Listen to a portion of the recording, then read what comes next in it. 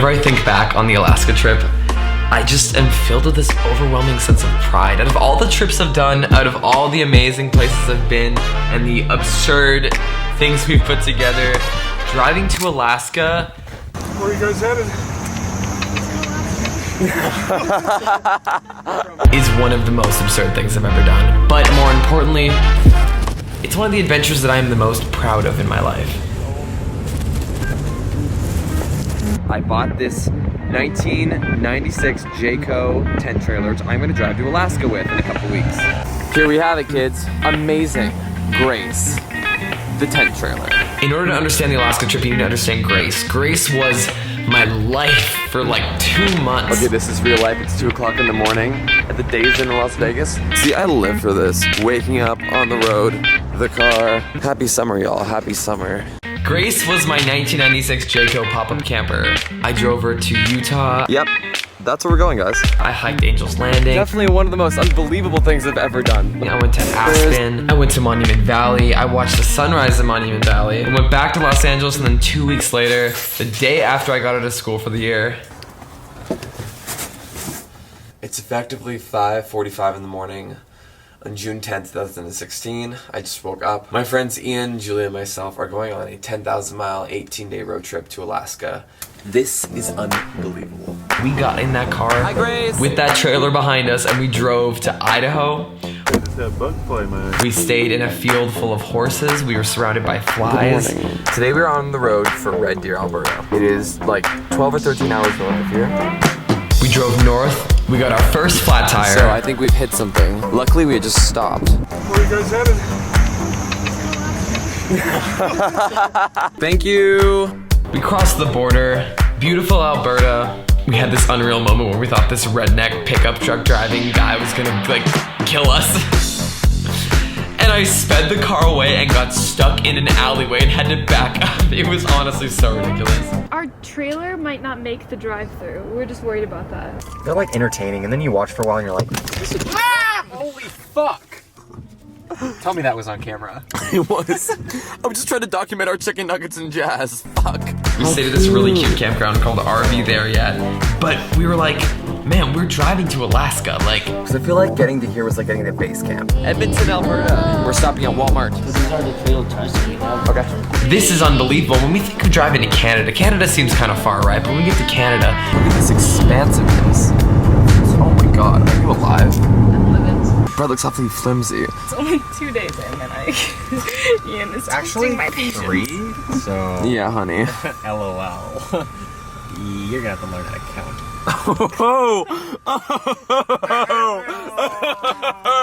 You have so much left of this uncharted wilderness. Ladies and gentlemen, boys and girls, the world famous Alaska Highway. I really can't believe how desolate it felt up there. As far as your eye can see, just trees. Trees, trees, trees, and then eventually as we got further north, there was a little more mountains on the horizon, went through some rock formations. The car got so dirty. Like, I can't believe how dirty the car was. My god. This is one of the most ridiculous things I've ever seen. There were these moments where we're on like the main highway, the Alaska Highway, but the roads are just dirt. They're covered in potholes, they're not paved, they're one lane at points, but this is the Alaska Highway. And I'm like, wow, we are really driving to Alaska. So we got the camper set up.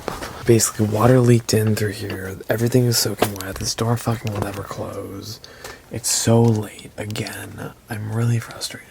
I was getting really, really frustrated. We'd wake up in the morning soaking wet. It was getting to the point that I was really questioning what we were actually doing. But I knew we'd prevail. I knew we'd make it to Alaska. I knew that if we just bit our tongues, cleaned up the water, got back on the road, it would be fine. Can't even see the license plate. This is unbelievable. Welcome to Yukon. We are in Yukon territory. My first ever time in Yukon. We're very far north. Oh my god, it looks like it was painted. Holy shit.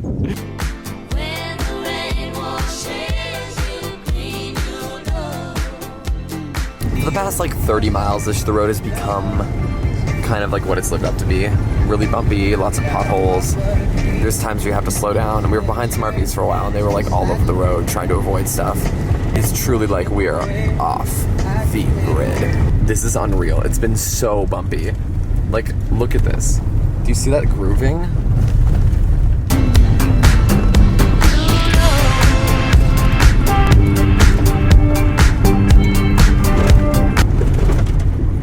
And on the 5th day, we made it to Alaska. And that was a really, really cool feeling. The actual border. We crossed the border and headed for Fairbanks, which was the most northerly destination on our trip, and the sun didn't set until after midnight. Mobile home goals. Mobile home goals. Organization goals. Us. Tragic. I can't believe it, like, because you know that Alaska is really far north, but when you actually experience that endless sunlight, it's just one of the most bizarre feelings ever. I'm not like concerned.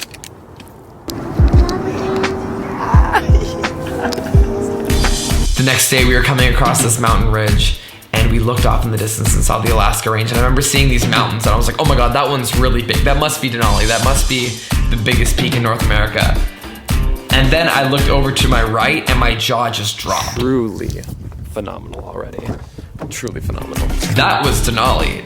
Then later that afternoon we were inside the park. We're on the drive in Denali National Park. I've never seen anything like this. This is truly a mountain. You can tell the scale of it is unbelievable. Look at this. On our way to the Adventure Center to catch the first shuttle bus of our 2 days of tours in Denali. And then when we got on the tour bus and looked at this beautiful mountain in the most spectacular conditions they said we only could see 5 or 6 days of the year, I couldn't believe it. Amazing. Like, it's actually so beautiful, so beautiful. A white wolf.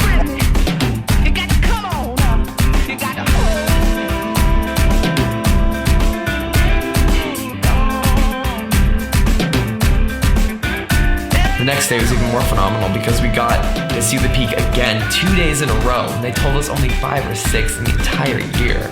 It just intoxicates you with its amazing beauty.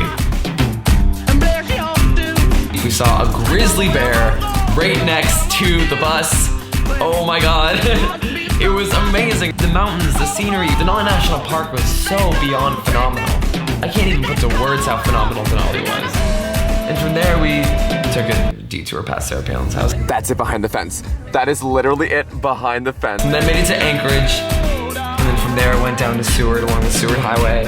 And Seward was this mystical place where we set up camp. We covered the camper in a 30 by 50 tarp so that water wouldn't come in when it rained. Hi Grace. Bye Grace. The neighbors thought we suffocated. And it was all cloudy when we got there, and then the clouds had cleared and there was this incredible mountain range right across from our campsite. It was just so mind-blowing. And the next day we went on this tour to go see the Kenai Fjords National Park, but the seas were so rough we couldn't actually make it to the glacier. That didn't stop me from standing out. This is literally unbelievable. You still see that whale up in front of us? In the driving rain, in 10-foot swells, trying to catch the whales on video, but I saw them. I got humpback whales. We saw puffins. Yeah, right up in front of us, gonna fluke up again. Oh, he's got a beautiful amazing. The beauty was beyond me. I am still 3 months later, shocked at the beauty. It was unbelievable. In the water. Watch the ones in the water. They're the ones that are really pretty funny. The blues, the teals, the greens, the whites. It was just so phenomenal. It was truly one of the most phenomenal things I've ever seen in my life, though. Let me just say that. This is the glacier right up there. I'm gonna follow this path and get to the edge of it.